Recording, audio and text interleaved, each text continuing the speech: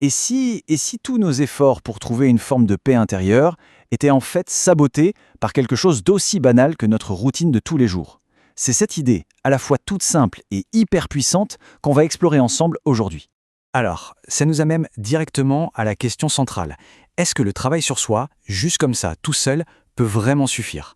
C'est vraiment le point de départ de toute notre réflexion. Bon, pour commencer, penchons-nous sur ce qu'on appelle souvent le travail de la pensée. Vous savez, c'est cette quête très personnelle, d'harmonie, une recherche qui passe par des pratiques que beaucoup d'entre nous connaissent bien.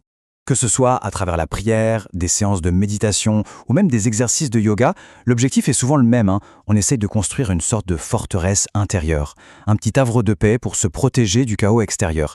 Mais la question c'est, est-ce que cette forteresse est bâtie sur des fondations solides? Parce que voilà le piège, il y a un obstacle, un truc souvent invisible qui peut rendre tous ces efforts complètement vains, même si on y met tout notre cœur. Et cet obstacle, ce n'est pas un concept philosophique compliqué. Non, c'est juste une vie extérieure, une vie de tous les jours, qui est en désordre. L'image est super parlante. D'un côté, on passe du temps, de l'énergie à construire méticuleusement quelque chose de stable à l'intérieur de soi. Et de l'autre, eh bien notre vie chaotique, nos habitudes agissent comme une force contraire, une véritable tempête qui vient tout démolir. L'un construit, l'autre détruit. Au final, on n'avance pas. La source le dit d'ailleurs sans prendre de gants. C'est cette vie même qui détruira votre travail. C'est une affirmation assez radicale quand on y pense. Et si notre pire ennemi dans cette quête spirituelle, c'était tout simplement notre propre quotidien? Pour vraiment bien saisir cette dynamique, le texte nous propose une comparaison très éclairante qui vient du monde de la santé. L'analogie est simple, mais elle est redoutable d'efficacité. Imaginez, le travail spirituel, c'est comme un médicament. Mais une vie en désordre, c'est une très mauvaise hygiène de vie. C'est un peu comme prendre un traitement super efficace pour le cœur, mais en même temps continuer à fumer 2 paquets par jour et à manger n'importe comment. Ça ne peut pas marcher, l'échec est quasiment garanti. Et ça nous enferme dans un vrai cercle vicieux. Regardez bien les étapes. D'abord, on constate un mal-être. Ok.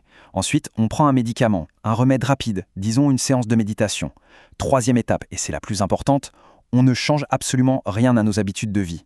Et du coup, qu'est-ce qui se passe? Eh bien, le résultat est juste temporaire. Le soulagement n'est qu'une illusion. Et hop, le cycle recommence. En fait, on est en plein dans la définition d'un palliatif. C'est une solution qui masque les symptômes, un peu comme un pansement sur une blessure qui continue de s'infecter en dessous. Tant qu'on ne s'attaque pas à la cause profonde, le travail intérieur risque de n'être qu'une distraction, un soulagement de courte durée. Alors, une fois qu'on a posé ce diagnostic, la question c'est comment on sort de cette boucle. Heureusement, il existe une voie, une seule méthode vraiment efficace pour briser cette logique d'échec. Et la solution, elle est aussi simple dans son énoncé qu'elle est radicale à mettre en place. L'idée, ce n'est pas de rajouter encore une autre pratique à une vie qui ne fonctionne pas. Non, c'est de changer la façon de vivre elle-même, à la racine. Et ce qui est fascinant, c'est que ce changement va bien au-delà de simplement mieux organiser son agenda. C'est une transformation qui touche au cœur de notre être, notre attitude générale face aux événements, la nature même de nos pensées et la manière dont on gère nos sentiments au quotidien. C'est beaucoup plus profond. Et voilà, on arrive à la clé de tout ça. L'ordre intérieur et l'ordre extérieur ne sont pas 2 combats séparés. En fait, ils sont inséparables. L'un ne peut pas exister durablement sans l'autre. C'est un seul et même système, un tout qui ne peut pas être divisé. Finalement, toute cette analyse nous laisse avec une question essentielle. Une question qui n'est pas là pour méditer dans un coin, mais bien pour agir au cœur de notre vie. Très concrètement, par où est-ce qu'on commence ce changement? C'est la grande réflexion que cette source nous invite à mener.